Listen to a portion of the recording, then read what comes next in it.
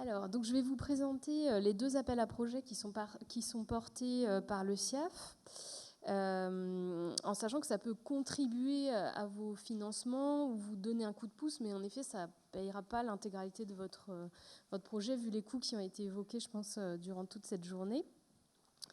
Donc le premier appel à projet, c'est archivage numérique en territoire.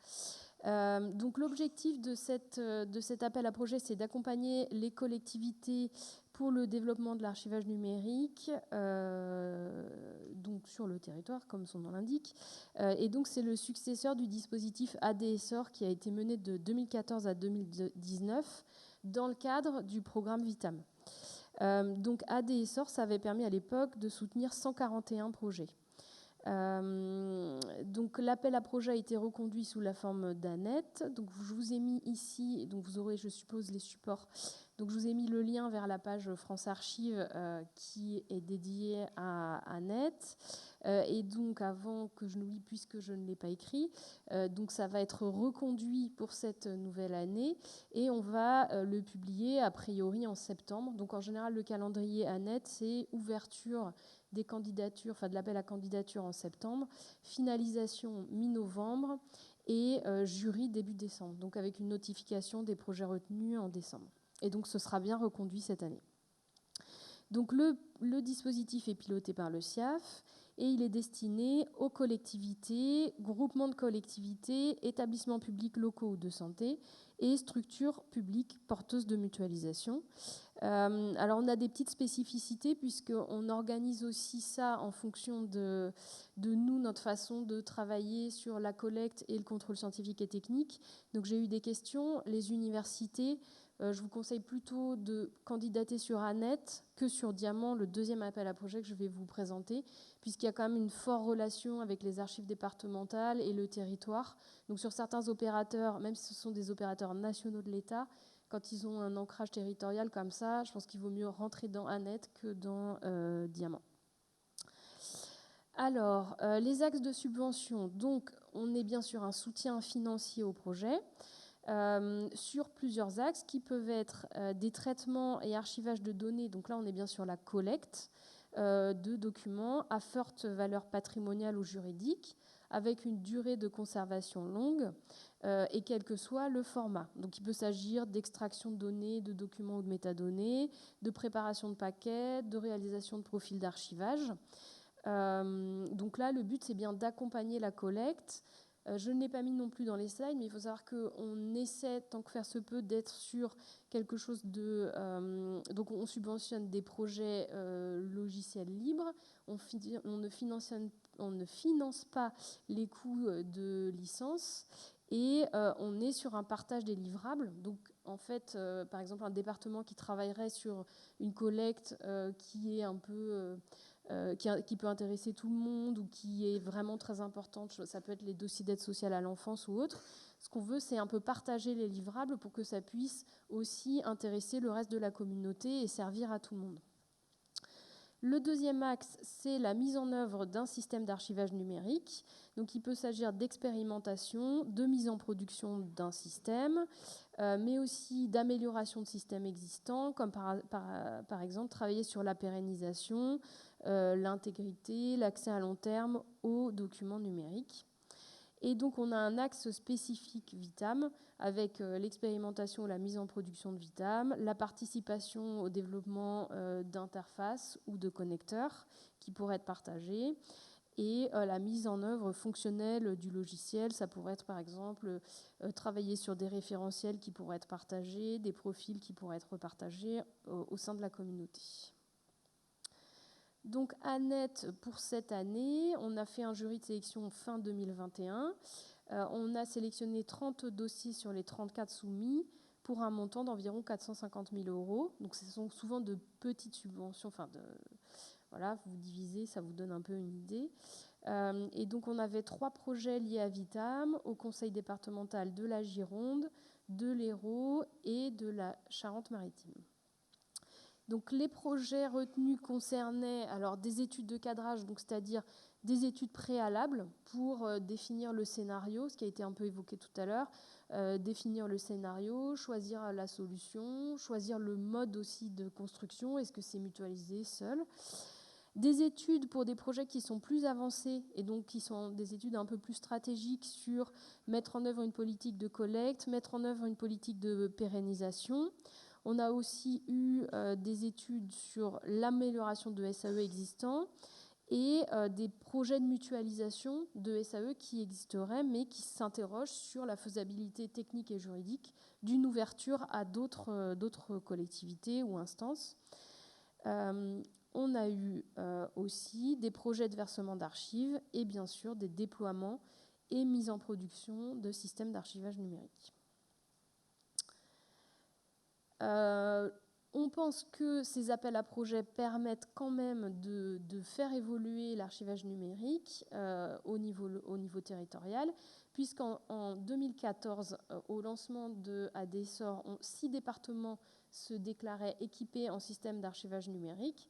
Et aujourd'hui, en 2021, donc sur les données du rapport annuel sur l'année 2021, donc en 2022, 56 départements se déclarent équipés d'un système d'archivage numérique qui peut être mutualisé. Ce n'est pas forcément un SAE interne et en instance non partagée, ça peut être des projets mutualisés, mais aujourd'hui, on a quand même une couverture sur la moitié des départements. Le second dispositif dont je voulais vous parler, c'est le dispositif Diamant, donc dispositif interministériel d'accompagnement aux missions pour l'archivage numérique. Donc son objectif, c'est d'accompagner les ministères et les opérateurs dans leur projet d'archivage numérique. Donc vous avez là encore le lien vers France Archives, c'est toujours piloté par le SIAF. Et donc là, cet appel à projet est plutôt destiné aux ministères et aux grands corps et opérateurs nationaux de l'État, donc plutôt sur la partie centrale. Et donc là encore, on vise à accompagner le pilotage de déploiement de SAE ou de définition de solutions d'archivage numérique, donc ça peut être VAS, ou installation d'une instance VITAM, accompagnement et conseil à la préparation technique de versement de données et de métadonnées. Donc du fait de la centralisation des acteurs, c'est plutôt des versements aux archives nationales ou dans VAS. Et ça peut être aussi l'aide à la rédaction de profils d'archivage conformes au CEDA. Donc pour l'appel à projet, donc il y a une coquille, c'est 2021-2022, ont été retenus le ministère de la Culture pour travailler sur la mise en œuvre de l'archivage de ce qui est dans le parapheur électronique, donc de documents à forte valeur probante et liés à la signature électronique. Donc c'est un axe de travail aussi de Vitam dans les prochains mois, enfin qui a été déjà initié mais sur lequel on travaille.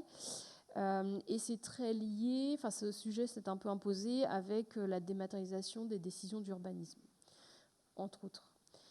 Le deuxième projet, c'est un projet qui a été porté par la mission des archives du ministère de la Transition écologique et qui concerne l'archivage des données et documents du Conseil général de l'environnement et du développement durable. Et donc là, on est sur un versement dans VAS. Le troisième projet est un projet de versement destiné aux archives nationales avec la préparation du transfert dans le SAE des archives nationales des dossiers de contentieux du droit d'asile de la Cour nationale du droit d'asile et donc qui sont là des dossiers à valeur historique et patrimoniale. Donc l'appel à projet pour 2022-2023 a été réalisé et donc on en est au stade du dépouillement des dossiers qui ont été soumis. Donc on n'a pas encore notifié les résultats. Voilà les éléments que je voulais partager avec vous.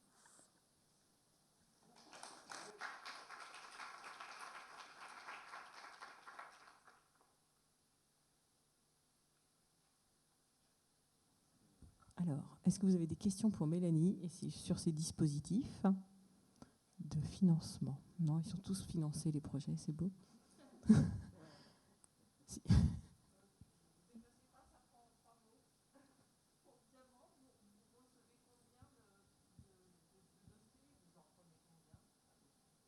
Alors sur tous les projets, en fait, on en prend autant. Enfin, il faut que les dossiers soient corrects. Après, on fait en fonction de l'enveloppe qu'on a. Sur Diamant, on reçoit assez peu de dossiers. En général, cette année, on en a reçu 4 ou 5. Voilà. Et donc, on va voir dans le dépouillement, en fonction de l'enveloppe qu'on a, combien on peut en retenir et quel montant on peut accorder à chacun. Après, sur Diamant, on a un mode de fonctionnement qui est un peu différent. Ça, c'est notre mécanisme financier. Mais à net, ce sont des crédits qui sont déconcentrés. Donc, nous, on fait le jury, on détermine le montant de l'enveloppe et l'enveloppe est ensuite transférée aux DRAC qui sont chargés du mécanisme de subvention aux collectivités.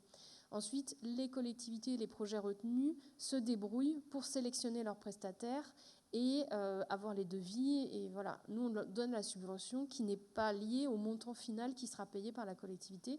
Sur Diamant, aujourd'hui, on a un mécanisme qui est différent puisque c'est l'ECAF qui gère ensuite les devis et qui paye directement le prestataire. Donc du coup, forcément, on a un mécanisme différent parce que on n'est pas sur, on a 5 projets, on donne, je sais pas moi, 15 000 € à chaque projet. Parce qu'à la fin, si chaque projet coûte 40 000, ben c'est nous qui allons devoir le payer. Donc du coup, on a quand même une petite pression sur ce qu'on sélectionne et il faut qu'ensuite on ait des devis qui rentrent dans l'enveloppe, quoi. Donc c'est un peu différent. Merci. Est-ce qu'il y a d'autres questions pour Mélanie? Oui, Franck.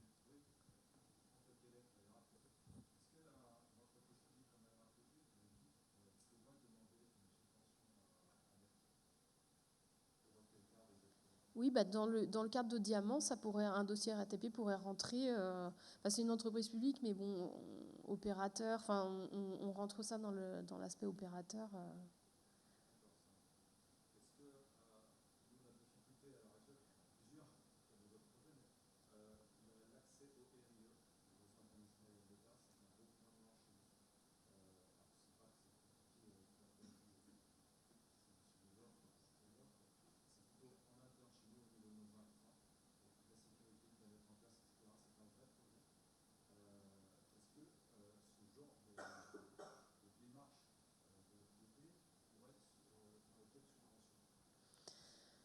En fait, ça pourrait être une étude technique sur la faisabilité d'intégration au RIE. Bon, moi, ça sort un peu aussi de notre domaine de compétences pour le suivi de la prestation. Parce que, comme je le disais, sur Diamant, c'est nous qui finançons et c'est nous qui suivons, ou souvent la mission des archives, puisque donc, à chaque dossier, que ce soit Diamant ou Annette, on intègre le service d'archives en charge du contrôle scientifique et technique.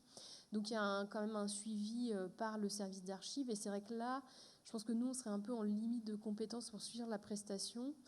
Mais voilà, à voir. Je ne suis pas sûre qu'on ait parlé beaucoup du RIE aujourd'hui. Si, non, je me trompe. Bon, alors, je vais juste, voilà, après Franck, te laisser poser la question. De manière générale, Vitam accessible en service, le seul prérequis technique qu'on a, c'est un raccordement au réseau interministériel de l'État, ce RIE, qui est un réseau, comme un réseau intranet, en gros, au départ pour les ministères, un peu pour les opérateurs pour certains outils, accessible aussi aux collectivités, mais peu sont actuellement raccordés. Parfois, les opérateurs ne le sont pas aussi, et donc il faut demander le raccordement au RIE. Ça passe par un marché, l'UGAP a un marché pour cela. Pour les établissements d'enseignement, Renater permet aussi de se raccorder au RIE.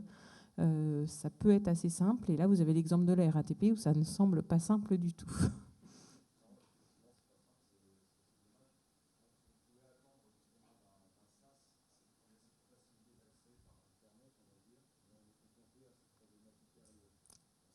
Protection des données.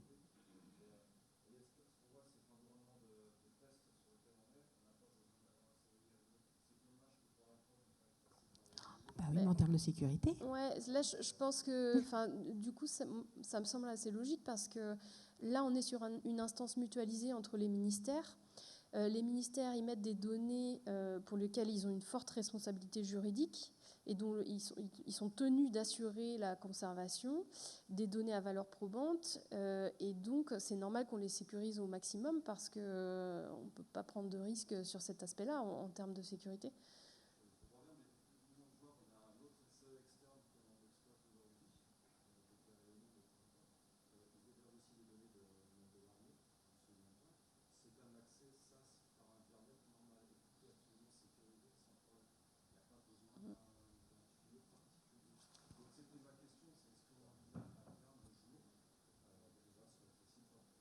Alors, Là, c'est plutôt la actuellement, DINUM. ouais, ça n'a jamais été discuté dans ce sens-là actuellement.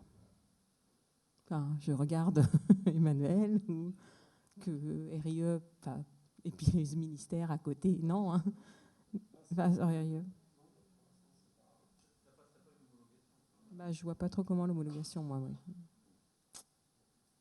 Mais on peut par contre essayer d'aider à... Parce que ce cas-là est quand même très intéressant. Enfin, oui, intéressant. Parce que pour aider aussi les autres, que ça serve d'exemple pour arriver à lever toutes les barrières possibles.